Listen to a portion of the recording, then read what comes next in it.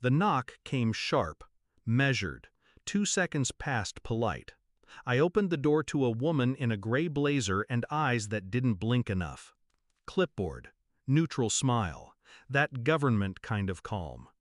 "I'm with CPS. We received a report of physical abuse involving your nephew." She said it clean, like reciting a lunch order. My heart didn't race, because it already had. An hour earlier, my wife's sister stood in our living room holding her child like a prop, her voice shaking with performance. "He said Uncle hit him," she whispered. I looked at the boy, 4 years old.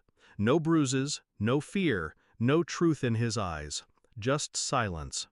My wife didn't look at me, didn't ask, didn't need to.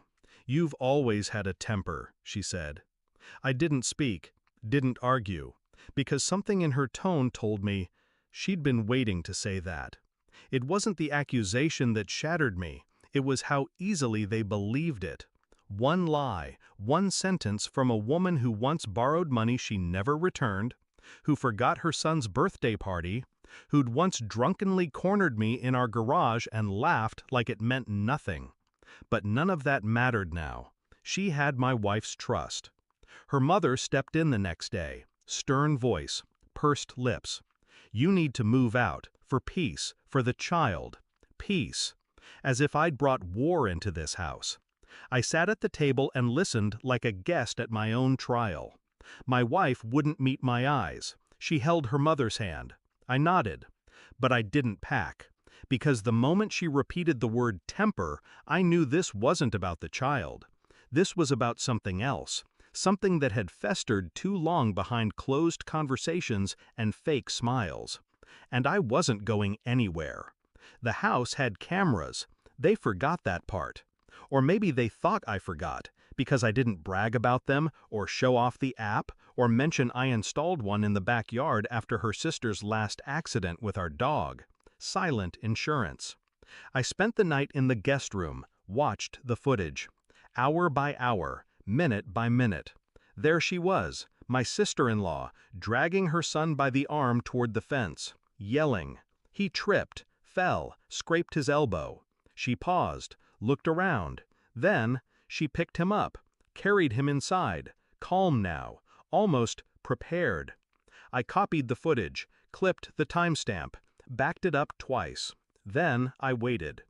When the CPS investigator returned the next day with her pen poised and expression neutral, I didn't argue. I handed her a flash drive. "I assume you'll want to see this," I said. No emotion, just information. She blinked, took it, and the moment her face changed, I knew I had her. The living room was quiet when I called them in. Wife, mother-in-law, sister-in-law, the boy. All seated, all smug. I pressed play on the TV.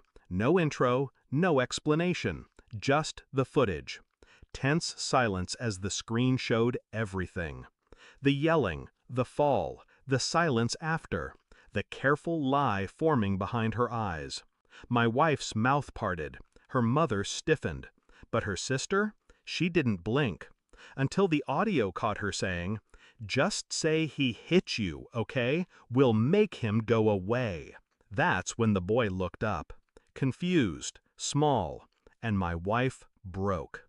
Not into tears, into silence, that kind of silence that chokes the air.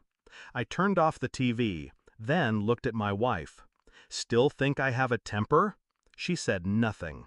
I stood, grabbed the duffel bag I'd packed that morning. Not for me.